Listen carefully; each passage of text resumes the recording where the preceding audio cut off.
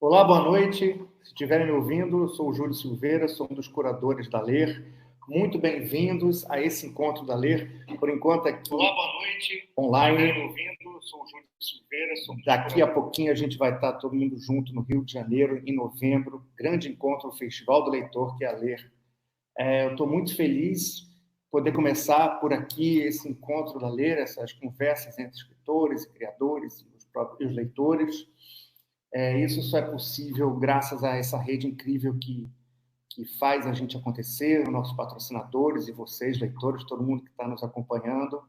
E eu também já vou deixar a dica de que continue seguindo a gente aqui no YouTube, no Facebook, no Instagram, para ficarem sabendo das novidades. A gente vai ter 10 encontros, todas as terças e quintas de maio, comecinho de junho. Já adianto que terça-feira vai ter um encontro sensacional com Elisa Lucinda, Eliane Alves Cruz, e a secretária de Cultura do Rio, a Daniele Barros. Vai ser um papo incrível, espero vocês. Agora eu tenho uma honra imensa de apresentar nossos primeiríssimos convidados. Quem vai ter a honra maior do que a minha é a Paula Teobal, que ela vai ser a mediadora, ela vai conversar com esses monumentos da literatura brasileira. Eu não vou falar muito sobre eles, porque a Paula vai apresentar, mas vocês já conhecem muito bem. Eu só quero dizer muito obrigado. Muito obrigado por terem despertado em tantas crianças essa magia, ter aberto essa porta incrível para a imaginação, que é a leitura.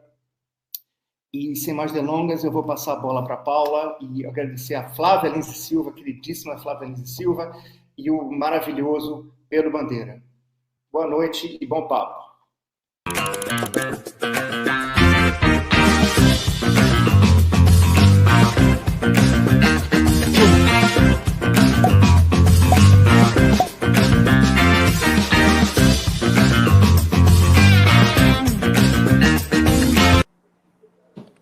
Oi, sou a Paula Teitelbaum. Como o Júlio disse, estou aqui honradíssima com a presença desses dois escritores incríveis, Flávia Lins Silva, Pedro Bandeira, gente que eu admiro muito o trabalho deles, né? Pedro Bandeira, que está em São Paulo, no interior de São Paulo, no interior de São Paulo, num sítio, e a Flávia, que está lá em Portugal, onde ela mora. E eu estou em Porto Alegre, aqui no friozinho de Porto Alegre. Eu acho que os dois dispensam apresentações, né? Mas, mesmo assim, sempre vale lembrar, vai que alguém esteja, assim, caindo de paraquedas aqui, né? Que a Flávia é autora, criadora da série Viagens de Pilar, né? Que é maravilhoso. Ela também é criadora do Detetives do Prédio Azul, que começou como uma série de TV, virou livros também. O Pedro, né, o que dizer do Pedro? Né? O Pedro é o autor infanto-juvenil mais vendido, mais lido do Brasil. Né? Ele que criou também a série Os Caras. Quem não leu, né, a Droga da Obediência? Todo mundo leu A Droga da Obediência. É um escritor também maravilhoso. E a gente está aqui hoje, nosso tema, bagagens e viagens na literatura juvenil. Então, eu queria começar o nosso papo lançando uma pergunta para vocês dois, que é: o que não pode faltar na bagagem de um escritor infanto-juvenil, e o que é mais precioso na bagagem que vocês carregam como escritores? Acho que a Flávia pode começar, vamos? Primeiro as damas, e depois o Pedro pode responder para a gente. Puxa! Bom, eu acho que cada um puxa lá da sua imaginação, né? O que vai trazer, o que vai... Mas eu acho que tem muita conversa, muita lembrança da infância e muita observação dessa nova infância também, né? Então, eu brinco que quando eu fui criar a Pilar tem uma rede mágica com a qual ela viaja pelo mundo. Na minha infância, a gente brincava de viajar de rede, mas a rede era uma espaçonave, assim. E Detetives também, era uma brincadeira da infância muito forte. Os primos se reuniam para brincar e para espionar os adultos e tal. A gente tinha um clubinho secreto. E daí vem essa ideia dos Detetives do Prédio Azul. Então, brincar é fundamental, né? E ler, claro. E aí a vontade se junta, acho que você mistura tudo que você leu, né, com toda a sua imaginação e vai criando os seus próprios personagens, né? Acho que é Mas por aí.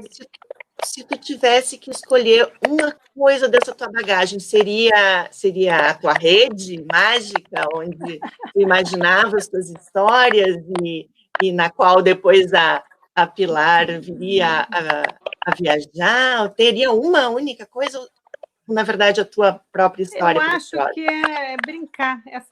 Brincar é onde a gente cria, né? Até hoje, eu me vejo quando eu estou brincando com a minha filha, eu estou, puxa, dava para inventar isso, aquilo. Agora eu estou brincando, por exemplo, de fazer um exercício aí no Instagram com a Mariana Massarani, e é uma brincadeira que eu estou fazendo aqui com a Paloma, minha filha. A gente está brincando de ver milufas. Então, milufas são umas fadas que a gente inventou. E aí Ai, a que gente ótimo. todo dia inventa alguma coisa. Acho que milufas gostam de pedras pintadas. Acho que milufas gostam do perfume do E, jardim.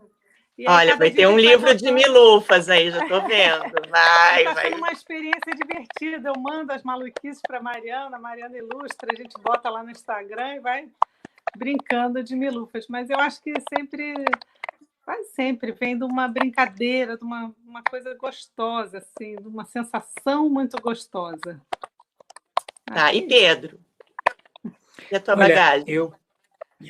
eu acho o seguinte, para você escrever para alguém, você tem que realmente gostar desse alguém, querer agradar esse alguém. Eu acho que qualquer artista pensa assim, nenhum compositor pega um violão ou vai ao piano para fazer, eu vou fazer uma música para todo mundo odiar. Não é assim. Eu vou fazer uma música de preferência para todo mundo gostar, porque eu quero agradar as pessoas. Quando um cantor vai no palco, ou um músico vai ao palco, ele quer agradar. Ele não é só pelo aplauso, e se o aplauso for bom, é porque ele Quer ser agradou, amado, ele né? fez bem o seu trabalho. Não é? Não, eu amo quem vai me ouvir. Eu amo essas crianças e esses jovens para os quais eu escrevo. Eu sou um pouco diferente de alguns queridos amigos que dizem, olha, Pedro, eu escrevo o que eu quero e, se por acaso dá para uma criança ler, ela que leia. Mas eu não pensei na criança ao escrever. Eu penso, quando eu quero conversar com uma criança de 8 anos, eu tenho que conhecer os sentimentos de uma criança de 8 anos, eu tenho que ter sentido isso na ponta dos meus dedos, saber o que ela pensa, como ela vive, qual é seu relacionamento com os coleguinhas, com a professora, com os pais, o que pode agradá-la, o que faz com que ela tenha medo, o que faz com que ela tenha esperança, o que eu posso fazer para ajudá-la a crescer, a tornar-se mais segura, compreender melhor as próprias emoções e as emoções que movem o mundo. Quando eu escrevo um adolescente com as drogas aí, eu tenho que imaginar que eu estou falando com alguém que no único momento que ele vai mudar na vida. O ser humano nunca muda. O ser humano é criança, aí de repente ele vira tudo e se torna adulto até ficar velho. Só aquele é o momento em que ele passa de criança para adulto. E eu preciso entender esse momento, entender o que vai na cabecinha dele, e entender aquela revolução toda que está acontecendo, inclusive com o corpo dele. É o único momento em que o corpo realmente muda. Ele deixa de ser algo para ser outra coisa. A maturidade sexual, física, acontece nesse momento. Eu tenho que sentir essa revolução. Quando eu escrevo, eu não escrevo para o adolescente que eu fui. Eu tenho que conhecer esse menino de hoje, essa menina de hoje. Eu preciso saber como é que uma menina, de repente, pela primeira vez, olha para um menino e acha interessante. O que acontece na cabecinha dela? O que acontece com os sentimentos dela? E o que acontece se, por exemplo, o menininho desviar o olhar e não aceitar o olhar dela? Como ela se sentiria? Eu tenho que pôr isso no livro, de modo que eu tenho que transformar meu livro num espelho. De modo que o meu leitor, quando olha, diz, olha eu aqui, podia ser meu. Eu também sinto isso. Ou quando eu pequenininho, puxa, é mesmo, eu também brigo com meu irmãozinho, é verdade. Eu também tenho um cachorrinho. Ou, tá bom, vai, esse menino não olhou para mim, eu estou triste. Ou sabe, eu tenho que sentir isso. Então, a minha vida, desde que eu larguei o jornalismo e me tornei escritor, é pensar nesse meu público. porque eu só tenho este público, eu não tenho outro, eu não escrevo para adultos e não vou escrever, mas realmente é porque eu gosto muito deles. Eu quero agradá-los, eu quero puxar o saco deles. É muito bom. Dá para dizer, então, assim, vocês dois, vamos ver se eu estou certa, mas eu acho que vocês dois estão dizendo, que não dá para deixar de ter um espírito de criança, de jovem, de adolescente dentro da gente, se a pretensão é escrever para esse público, né? E também tem que conhecer. Está escutando, Pedro? Pedro? Não é nada disso, Paulinha. Ai, não, é. estou errada. A gente tem que me ser corrige. muito adulto. Ah, Tem que é? ser muito adulto. E nunca vou conseguir escrever. Não, senão uma criança de 12 anos faria um grande livro, porque ela se conhece ou não se conhece. Mas tu não pode ser um adulto com alma que conserva sua alma de criança? Não? Não, ele tem que amar a criança. Ele tem que. Você sempre tem. Você é tudo que você já foi. Você é a Paulinha criança, está em você. A Paulinha adolescente está em você. O começo da maturidade está em você. Você é tudo isso somado. E toda essa experiência ajuda você a interpretar um pedaço das sensações humanas para oferecer a alguém. Tá? O Shakespeare não precisava ter sido mulher para escrever Julieta, que ele não precisava. É a observação dele, os olhos dele. Sabe, o Machado de Assis não precisava ter sido Capitu para criar Capitu, mas é a observação do ser humano que ele tinha este toque de sensibilidade. Eu acho que quanto mais adulto você é, melhor você pode escrever para uma criança. Faz sentido. Mas, Flávia, a Pilar não tem um pouco da tua personalidade? Como é que é? Não, onde foi criada a Pilar? Eu acho que isso às vezes é até cansativo, né, para escritor. O tempo todo querem associar a gente aos nossos personagens. E realmente não é assim. Os personagens são personagens, são ficção, né? Claro. E são... Claro que há coisas neles que a gente gosta, que a gente escolheu botar lá. E pode até ter uma identificação em algumas coisas, mas é uma personagem, né? Então, acho que o difícil é você criar personagens que dão a sensação de reais, né? De tanta identificação que gera com o leitor, né? E concordo com o Pedro, para isso precisa de muita observação, muitas leituras acumuladas, muita observação, mas eu acho que tem alguma coisa tem alguma conexão, sim, com algumas coisas da infância, isso eu não sei explicar. Acho que tem algumas lembranças da infância assim que vêm, às vezes, e tem uma observação da infância atual, porque muda, né? De uma infância para outra muda. E o que eu acho que vem também é assim, quando a gente escreve para uma certa idade, essa coisa do imaginário muito aberto. Então, acho que quem gosta de escrever, para infância sobretudo, tem que ter esse imaginário muito aberto, né? Assim, para fantasia, para imaginar. Eu brinco que, assim, às vezes, quando a gente está escrevendo, a gente faz o exercício do e se fosse assim o mundo? E se todas as calçadas tivessem macieiras e a gente pudesse ir comendo o café da manhã pela rua até a escola, né? Assim, e se? Então, o que o escritor ele adora fazer esse exercício de imaginar o que ainda não é. E aí eu brinco, olha, por exemplo, o Júlio Verne, que barato, né? Que ele imaginou o submarino que ainda não existia. Alguém teve um dia que imaginar, né, a ponte para ela existir. Sim, então, esse exercício do imaginar é um grande prazer para o escritor. Então, quem tem Mas imaginar não deixa de ser uma brincadeira também. Gosta de brincar com isso, de imaginar e se o mundo fosse assim assado, e se a gente pudesse viajar de rede, e se eu, por exemplo, acho que já está na hora de inventarmos alguma coisa melhor com o avião, está dando nó nos aeroportos. Vamos inventar alguma outra coisa. Inventar uma nave espacial. Pessoas aí para pensar. E, gente, assim, ó. Como é que vai ser? Teletransporte, né? A gente... holograma, como é que vai ser? Eu tô louca para saber. Um dia vai ser. né? Gente, Vai dar olha para só. sentir cheiro, tocar aí vocês daqui a pouco. Acho que vai ter muita evolução Vai ter que ainda. ser. Está na hora de Olha só. melhorar esse teletransporte. Deixa eu perguntar uma Mas coisa quando a para gente... você. Só uma Fala, coisinha. Pedro. Quando a Fala. gente escreve, o melhor é a gente sair de si.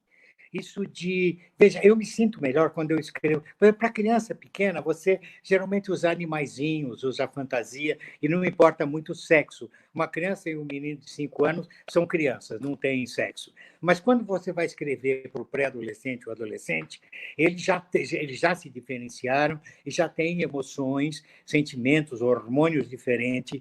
Então, nessa hora, você sabe que eu me senti sempre mais à vontade ao criar um livro para essa idade, escrever botando uma menina de protagonista. Porque aí eu posso realmente ficar distante. Se eu puser um menino como protagonista, eu corro o risco de usar as minhas maneiras de pensar quando eu era menino, quando eu era adolescente. Agora, a menina não. Como é que seria essa menina? Como ela reagiria? É muito mais rico. Por isso que eu até gosto mais da minha Isabel, de A Marca de uma Lágrima, que eu escrevi, porque eu nunca tive filha mulher, só tive filhos homens, né? Agora tenho netinhas, é uma maravilha. Mas, então, eu acho que eu escrevi minha filha ao escrever Isabel, a ficar imaginando como seria uma menina. Tá? Porque eu nem tive irmãs, então esse tipo de coisa é um desafio maior para a gente. A gente gosta mais. Já me escreveram que dentre os caras eu gosto mais da única menina, que é a Magri, né? Sim, a Magri é ótima. Eu acho que é verdade, eu adoro a Magri. Ela é adorável mesmo. Pegando esse gancho dos caras, né? Vocês dois escrevem séries, né? Assim, livros em séries. Os caras têm vários livros, a Pilar tem vários livros, os próprios Detetives do Prédio Azul, né? Claro que daí nasceu como uma série, mas quando vocês começaram, o primeiro livro, ele já veio com essa ideia de se tornar uma série? Ou foi por causa do sucesso que daí se prolongou? Fala, Flavinha, fala você primeiro. Olha, eu quando comecei a Pilar não sabia que ia ser uma série, não. Eu comecei porque eu estava lá curtindo mitos gregos e tal, mas aí eu vi que tinha tantos mitos no mundo que eu queria estudar e ver e fazer a personagem passear e conhecer, que aí foi indo, e tanto que a série é até meio maluco isso, porque começa com Grécia, depois vira Amazônia, depois é Machu Picchu, depois é África. Você vê que não tem planejamento. Mas isso aqui é legal, assim. Não tem planejamento nenhum. Foi acontecendo como foi. E com o que dava vontade de falar no momento, né? Nos mitos que me interessavam ali no momento. E a Amazônia é riquíssima em mitos, o Brasil é riquíssimo em mitos, mas o mundo inteiro é riquíssimo em mitos, então é um assunto que eu adoro. Acho assim, as histórias, eu brinco que são as histórias, né? As histórias primordiais. Adoro brincar de fazer essas associações. Afrodite e Psique, lembra a Branca de Neve.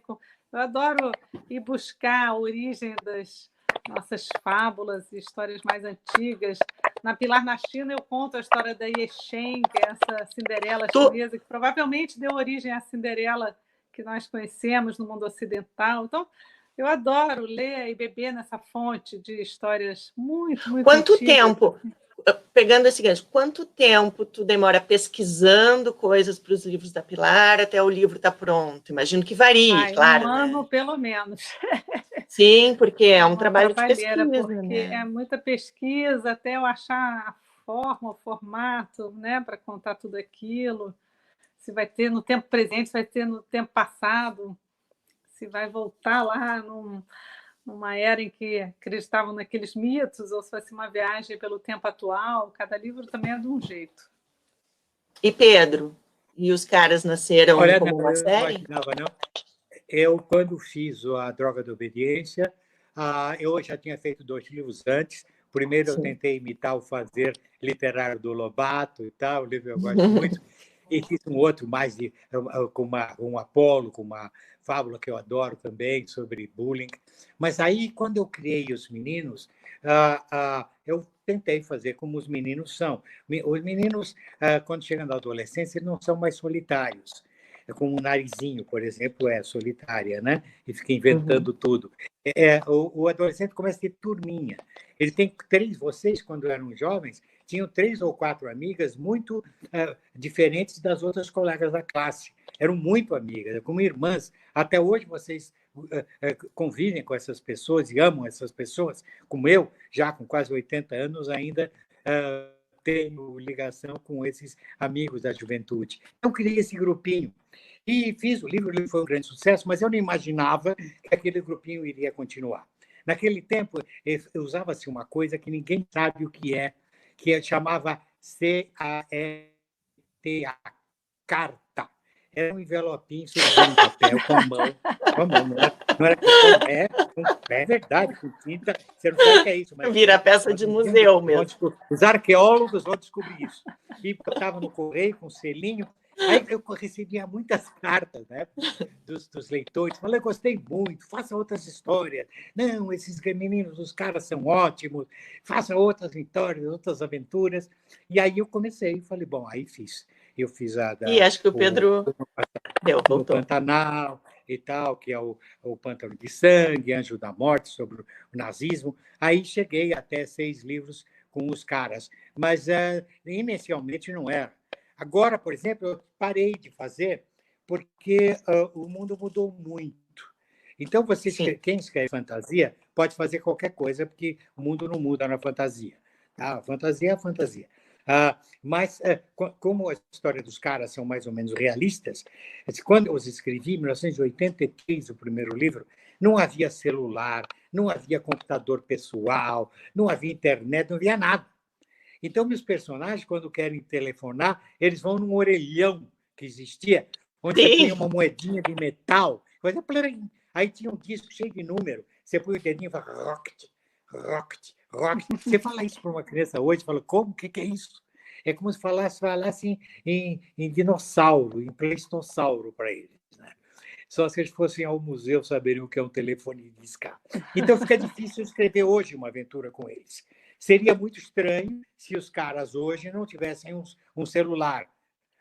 E se eu escrever como forem nos anos 80, é estranho também. E eu não sei o que faço, entendeu? Mas olha só, eu vou... Tem uma pergunta no vídeo, mas antes disso eu só quero fazer uma observação. Eu acho que mesmo assim, eu vejo a minha filha, tá? Hoje ela tem 19, mas ela leu A Droga da Obediência, e quando ela leu, já existia celular. E mesmo assim, ela adorou o livro, entende? Então, eu acho eu acho que isso não atrapalha. Claro, novos não livros... atrapalha nos livros já escritos. Tá, sim, entendi. Hoje, eu escrevo, já escrito, tudo bem. Eu entendi. Os 3 mosquiteiros e adorar os 3 mosquiteiros. É certo. Não é normal, eu posso escrever, ler Guerra e Paz e falar por que eles não jogam uma bomba atômica. Né? A guerra era feita de outra maneira. Então, você aceita isso. Mas o autor fica meio... Como é que eu faço? Por exemplo, entendi, eu tenho um livro em que a Magria é sequestrada. E dá um maior rolo e tal. Puxa, se ela tivesse um celular, ela descarga. Claro. Sequestro dançava. Claro, né? claro. Só que o leitor tem que aceitar. Ela não tem celular, então aí eu destruiria a história até se ela tivesse um celular naquele momento.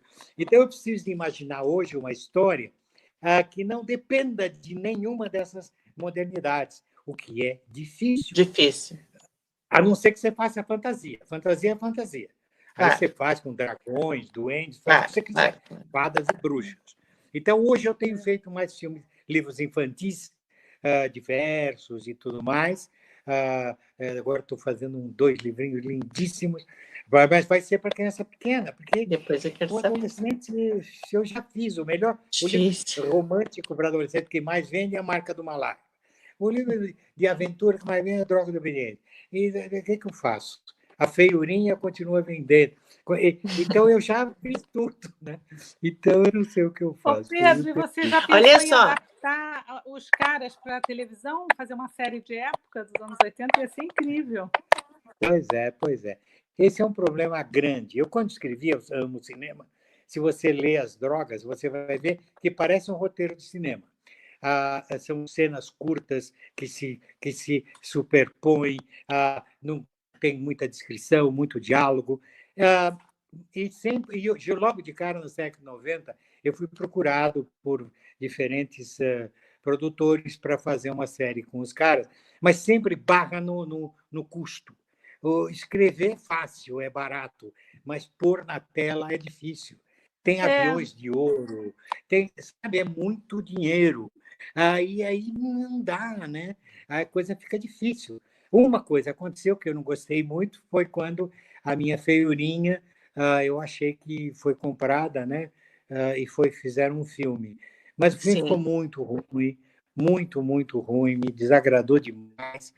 Então, olha, realmente, hoje eu só faria algo em que eu tivesse a última palavra na escolha do elenco e no roteiro.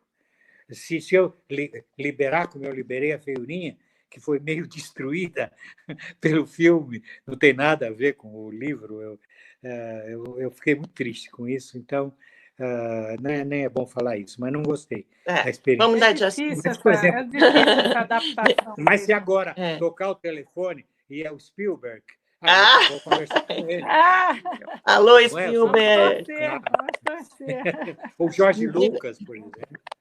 Não seria mal. Gente, deixa eu perguntar uma outra coisa aqui que eu pensei, que é uma curiosidade que eu tenho também. Alguma vez vocês já se sentiram censurados? Assim, ou... o tempo todo. Assim, tipo, isso não dá para... O tempo todo. Por exemplo, tá eu faço difícil. questão de falar para o adolescente como ele é. Sim. Então, o adolescente está despertando para a vida adulta. Ele já tem hormônios, já tem... hormônios sexuais, ele já começa a ter um pouquinho de barba, a menina já menstruou e tudo mais, e eu não nego isso nos meus livros. E isso talvez ajude o sucesso deles. Mas há alguns pais muito conservadores que não gostam disso. Então, há problemas, a Marca de uma Lágrima mesmo tem alguns problemas. Eu tenho um livro que eu fiz sobre a puberdade feminina. E, em determinado momento, eu não tive filha, eu falei para minha mulher, senta aí e me conta o que é uma menina quando muda de corpo, o que acontece na cabeça de uma menina. Então, eu escrevi uma menina que não tem irmãos nem irmãs, é meio solitária, então ela não tem outras experiências e a mãe não fala nada para ela. Ela começa a ter, a colega já botou seios e ela ainda não, então ela compra sutiã e põe enchimentos para se bacanear na escola e coisas assim, né? E esse livro dá um rolo danado, diz que é imoral. Meu Deus, eu acho que o mundo é imoral, mais conservador, né, Pedro? Que loucura. Olha, não que o mundo andou um pouco para trás, assim, nesse sentido, né? Está ficando mais conservador. A gente podia falar... Mas o conservador não é uma palavra tão ruim quanto a palavra atrasado. É verdade. As pessoas acham que manter a inocência da minha filha é mantê-la na ignorância. Confundem inocência com ignorância. Eu acho também que há um receio muito grande de falar qualquer coisa que seja relacionada a sexo, por exemplo. Os livros são banidos, não tem sexo, é uma coisa dificílima. Em vez de conversar-se sobre o assunto, que é uma coisa que o Brasil deveria estar conversando muito mais sobre isso, porque tem muitas garotas engravidando na adolescência, é um problemão. E, às vezes, a sensação que dá é o oposto, é que falta conversa, falta falar sobre o assunto, né? Em vez de fingir que ele não existe. Não vamos falar de sexo, porque aí não acontece. Não, fala que sexo acontece. Não podemos trair nossos leitores. Não podemos trair nossos leitores. Nós temos que fazer aquilo que eles querem, não aquilo que os pais deles acham. Ainda que eu perca uma parte de adoção. Verdade. Não importa. Eu não posso trair o meu leitor, fazer um livro falso. Que não é verdade, não é aquilo que ele é. Ele que vai bom, Pedro. Comigo. Viva. Não é? Então, muito bem. Muito bem. Os professores, às vezes, ficam ali no meio, né? Meio sem saber também o que fazer. Mas é isso aí que tu falou, que bom. Vamos escrever o que a gente acredita. Às vezes são até perseguidas. É verdade. Coisas horrorosas. Bom, eu acho que a gente tem algumas perguntas que o pessoal quer fazer. Antes tinha uma pergunta da Jenny no vídeo que eu não consegui fazer para vocês. Ela tinha perguntado como é que era ver um livro de vocês no YouTube. Eu não entendi muito bem o que ela quis dizer com no YouTube. Aqui, ó, voltou de novo ali no vídeo. Adaptado para audiovisual. Eu não sei se é... A Pilar já está... O primeiro episódio da série da Pilar, que foi adaptado para animação, está no YouTube. Pode ser por isso. Pode ser. Eu não sabia que já estava no YouTube. Eu estou muito feliz com esse resultado. É diferente do livro, né? É outra coisa. Mas não, até assim, ó... Mas, como disse o Pedro, eu fiquei muito perto. O Júlio está me dando... Eu fiz a... Fala, Flávia, desculpa.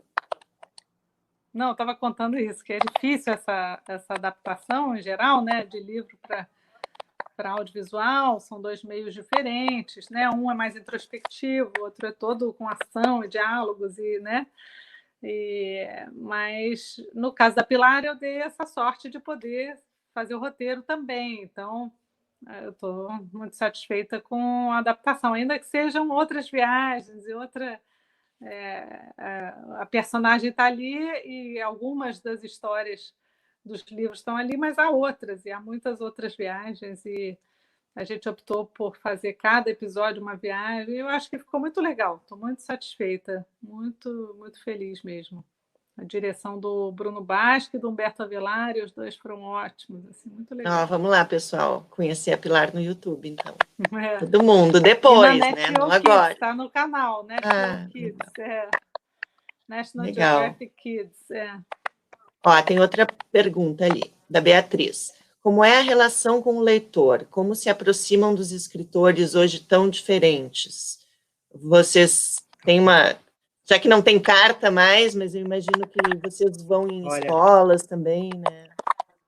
Olha, essa é o maior prêmio literário que eu recebi na minha vida, que são meus leitores. Você sabe que eu aos poucos, das cartas até os e-mails, a gente vai criando tal amizade que alguns leitores eu os entendo como meus netos, meus filhos.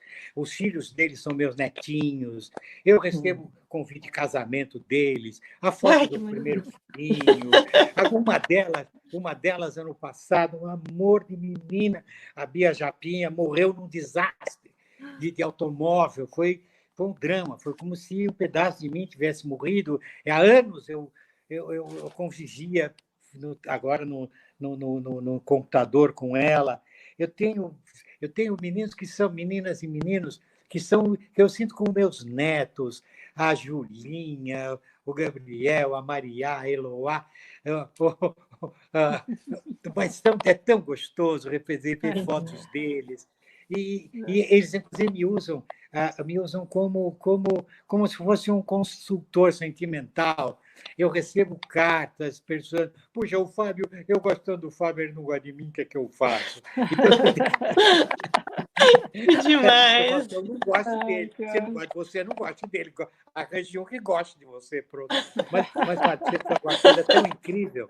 Eu, outro dia, recebi um e-mail da mãe de umas netinhas minhas, de leitoras minhas, triste, dizendo que tinha se separado e tá. Quer dizer, eles ficam minha família.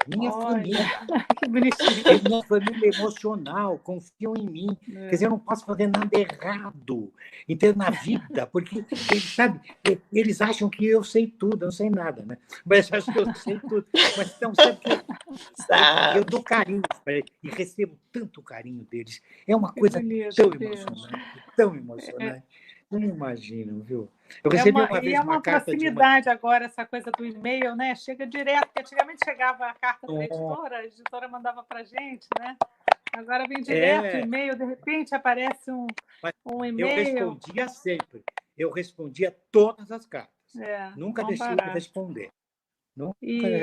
Porque, olha, a gente deve isso a eles. Mas eu acho uma coisa divertida no caso da Pilar, que acontece é que algumas crianças escrevem para a Pilar e algumas escrevem para mim, para a Flávia. Eu acho isso muito divertido. Então, às vezes é a Pilar que vai responder e tal. E você responde como se fosse a Pilar? Você faz E uma aí, letra de sim, criança, quando como é que você quer fala? falar com a Pilar, fala com a Pilar, não tem E problema. aí você responde como se fosse a Pilar? Sim. É? Então, aí tem que escrever a E letrinha, tem que ser aí diferente. eu não quero quebrar a magia, eu acho tão bacana. É E divertido. eu, quando escrevem para mim, tá bom, eu escrevo de volta. Mas Legal. muitas vezes querem saber da Pilar, direto para Pilar e tal. É mal Vocês barato. estão escrevendo, vão lançar novos livros? O Pedro disse que tem uns livros para criança pequena, vem um novo livro da Pilar, né? Falem um pouquinho das novidades que vem por aí. Quando Pilar está tudo na isso... Índia. Pilar está na Índia. Vem Opa. em breve Pilar na Índia. Vamos ver quando que sai. Já. Sim, está no Finalmente, forno. está no forno, falta pouco. Pedro, Tá, eu tenho no forno dois livros muito bacanas, mas ele é em parceria com um grande ilustrador, o Avelino Guedes, mas é uma surpresa visual e que não dá para eu antecipar. ok. Eu acho que vai ser uma coisa muito nova. Estou muito feliz e muito entusiasmado com isso. Mas é para criança bem. pequena. Tá. Eu não consigo. Mas livro para criança pequena também. Eu adoro comprar livros bem infantis, eu acho lindo, assim, adoro. Maravilha. Deixa eu Eu também perguntar uma adoro. outra coisa. Enquanto não chega uma nova pergunta, eu queria perguntar uma coisa que é bem difícil, assim, como incentivar a leitura, né? Porque eu acho que tem vários professores nos assistindo. Como incentivar a leitura, né, para um jovem que daqui a pouco não tem uma mesa farta em casa, que não tem um espaço de leitura específico? Vocês têm alguma ideia, assim, biblioteca, alguma coisa que vocês acham que poderia ajudar? Se ele é jovem e não usa o livro, e o livro não faz parte da vida dele, ele perdeu muito. Isso devia ter sido feito quando ele era pequenininho. E se essa família é tão pobre, é tão desprovida de uma cultura elevada para passar para a criança, não teve dinheiro para pôr um livro, nós, como Estado, temos que pensar nisso. Quer dizer, nós temos que conquistar essa criança na escola. Nós precisamos mesmo que as creches sejam, e a educação infantil seja de tempo integral, para que as professoras elas possam um pouco substituir esse papel que seria da família. Mas aquelas crianças que têm família, que o pai está muito ocupado cuidando do banco ou não sei o quê, e não tem tempo para dar para o filho, de colocá-lo no colo, contar uma história, esse é um problema. Porque ele teria tido oportunidade, tá? E essa oportunidade é perdida. Aquela pessoa que compra tudo para o filho, aí eu dou tudo que meu filho pede, eu não sei porque ele é essa peste. Mas você sempre pôs o menino no colo, nunca contou uma história, sabe? Entende? É aquela coisa assim, o brasileiro acha que tem que dar as coisas. Quer dizer, o brasileiro acha mais importante gastar dinheiro num tênis importado do que num livro. Quer dizer, eles acham mais importante investir no pé do que na cabeça do filho. Né? Loucura. Nada substitui esse momento do afeto, né? Na hora da leitura, que é uma delícia, que é inesquecível, e o tempo passa e depois seu filho não quer mais ler com você. Mas uma vez eu ouvi um amigo escocês me falar uma história muito interessante. Ele falou: olha, eu venho de uma família que não tinha livro em casa, ninguém lia e tal, e eu estou convicto que tem que ter leitura na escola, o Estado tem que prover. É exatamente o que o Pedro estava falando, porque senão você não muda também o padrão de famílias que não têm livro, que não tiveram hábito de leitura. Como é que a gente introduz isso? Tem que ter a hora da leitura, tem que ser prazeroso, a professora tem que ter prazer de ler, tem que escolher os livros que ela gosta para passar esse prazer de ler. Ler tem que ser um prazer, não pode ser uma obrigação, né? E eu acho que tinha que ter rede nas escolas, lugares muito gostosos para ler. Eu acho que falta leituródromo no mundo, né? Lugares deliciosos para as pessoas lerem. Almofadas. Deixa eu dizer almofadas, né? Parques com redes, com lugares para ler, enfim. Olha, o verbo ler é parente dos verbos sonhar e amar. Sabe por quê? Porque nenhum dos três comporta o imperativo. Você não pode falar para a pessoa sonhe. Ela sonha se ela quiser. Você não pode falar para você ame. Ela ama você ama se você quiser. Se eu quiser conquistar o meu amor, eu tenho que te seduzir. Ler também. Não vou falar leia. Eu tenho que seduzir a pessoa para a leitura. Sabe, isso cabe ao adulto. Nós temos essa obrigação, e essa obrigação é mortal. Se nós deixarmos passar 5, 6, 8 anos da vida da criança, é muito que ela perde. Muito, muito, muito. É verdade. Olha só, tem uma pergunta aqui da Liliana Rodrigues Rocha. Ela quer saber se o fato de vocês estarem mais isolados agora, né, na quarentena, se isso influencia na criação, se vocês estão criando mais, se vocês estão criando menos. Como é que está o processo de criação nesse tempo de isolamento? Eu acho que eu estou criando menos. Difícil, todo mundo está falando isso, né? Estou criando menos. Eu acho que eu estou criando coisas mais curtas, sabe? Está difícil. Eu tenho brincado de fazer uns poemas para criança, tenho feito uns livros. Eu brinquei que eu estou fazendo com a Mariana Massarani esse Insta-livro lá no meu Instagram, porque a sensação é que a gente está tão ocupado também mentalmente, né? Pensando tudo isso, que o que tem mais me interessado é poesia nesse momento, assim, buscar poesia no mundo, não só a parte dura, e a gente está precisando achar um pouco de poesia. Por incrível que pareça, é o que tem mais me interessado nesse momento. Só a poesia salva. Só a literatura, né? Sabe? É verdade. Gente, mas a poesia, eu brinco que é a vitamina da literatura. Eu acho que na poesia, se a gente acordasse e tomasse uma poesia com café da manhã, assim, no pão, a gente ia ver o mundo de outra maneira, de manhã. Né? Isso é uma boa ideia. Você acorda e lê notícia. Né? Você acorda e lê poema, e vai andar pela rua. Eu tenho uma amiga que no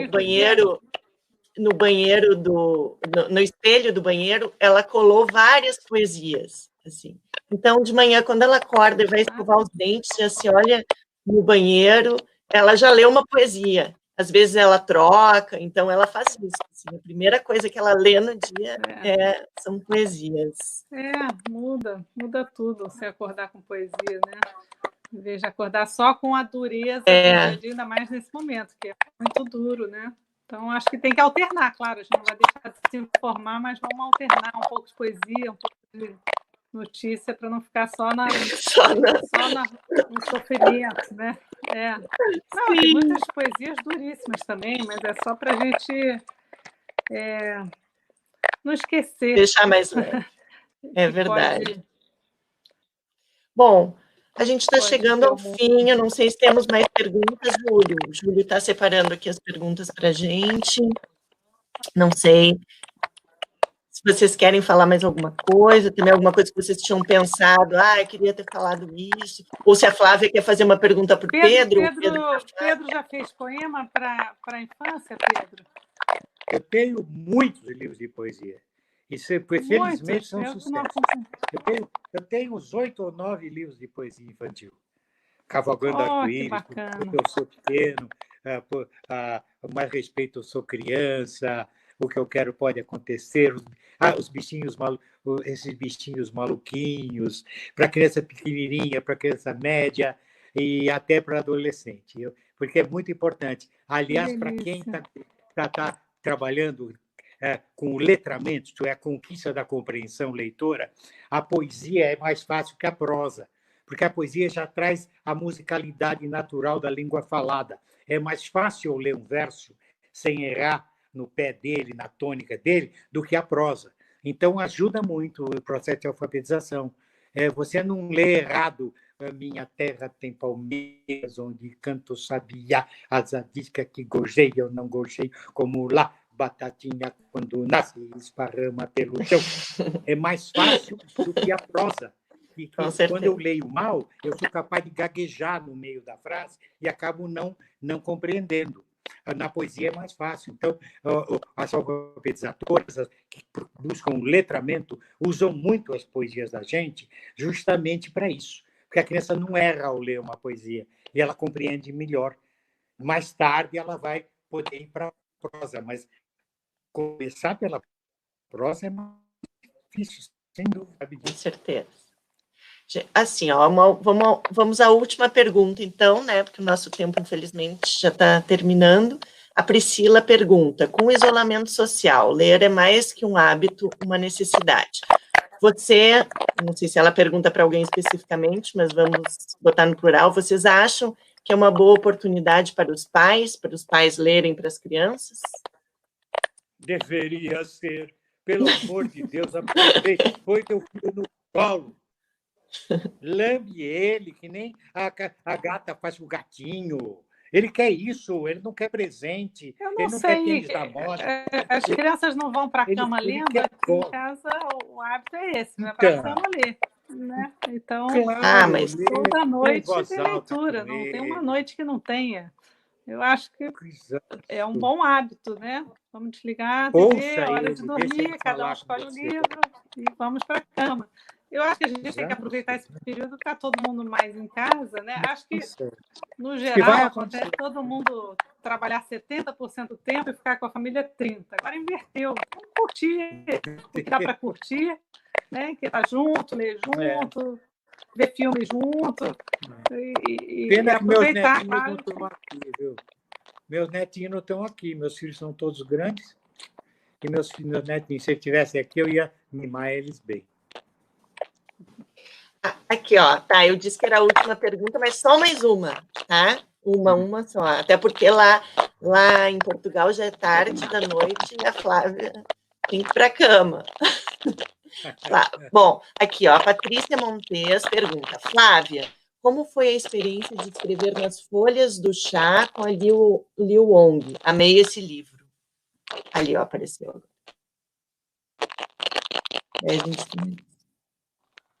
Eu não estou ouvindo mais nada. Não está ouvindo? Acho que eu vou ter que me despedir. Aqui acabou o som. Ué, ó.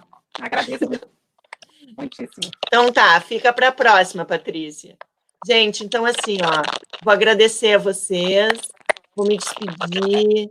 Foi muito, muito, muito bom. Foi uma honra e uma felicidade estar com vocês. Acho que todo mundo amou o encontro, assim, muita gente escrevendo e agradecendo a vocês pela disponibilidade, pelas palavras, pelo incentivo à leitura. E sigam escrevendo para a gente. Tchau, beijos, até a próxima, queridos. E obrigada a todo mundo que assistiu, hein? Semana que vem tem mais Ler na Web. Estejam com a gente, por favor. Obrigada, gente. Bye.